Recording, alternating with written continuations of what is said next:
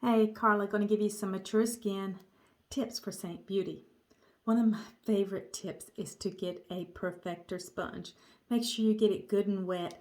Really get that water out of it, but make sure you get enough water in it till it doubles in size. Then wring it out in a towel and then press. After you get your makeup on, press the creams into your skin. Make sure you get all the little crevices, and that will give you that flawless skin-like finish. Another tip is don't go too dark with your highlights. That's why it's a good idea. Another tip is don't go too light with your highlights, otherwise known as foundation colors. That's why it's a good idea to get a color match or some guidance towards what colors would look good on you. When you use too light of a color, it will show texture. It won't look as good. It won't match your neck as well either.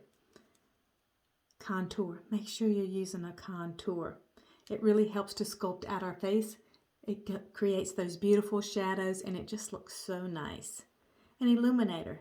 If you have mature skin, it's probably a good idea if you use a cream illuminator. We have cream and powders. The cream ones tend to not settle into the fine lines and wrinkles as much as a powder would. Make sure you're putting something on your lips. As we get older, we especially need some more color to our lips and your cheeks. Let me show you the difference when you add a little bit of blush to your cheeks. Just gives you that pretty youthful glow. Just a little bit of color there just makes such a difference. I'm using plum right here. And then just blend that into your skin. And notice the stippling motion I'm using. Press those creams into your skin instead of swiping. That's a good mature skin tip as well.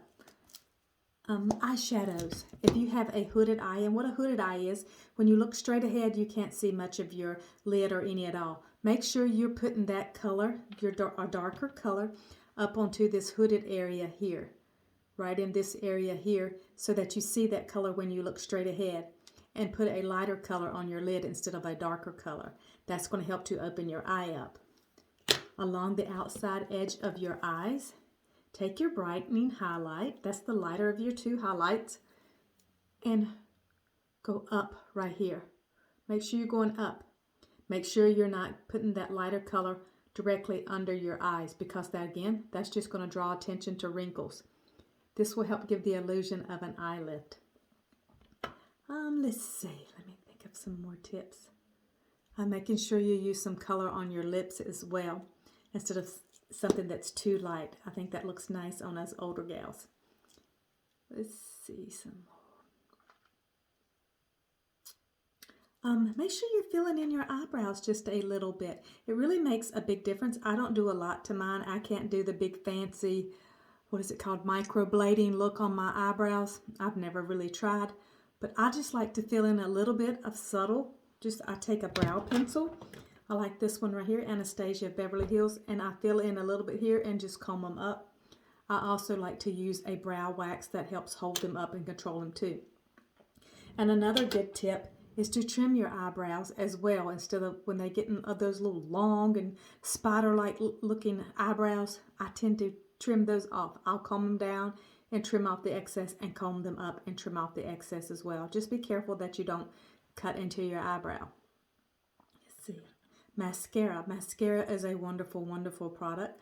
Make sure you're putting some mascara on your lashes to help to open them up. Another mature skin tip.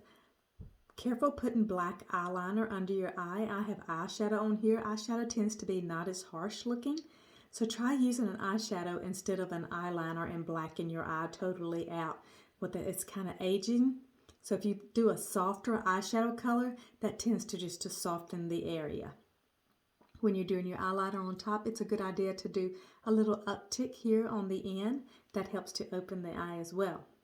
If I can help you in any way, I'd be most happy to. God bless you. Thank you for being here.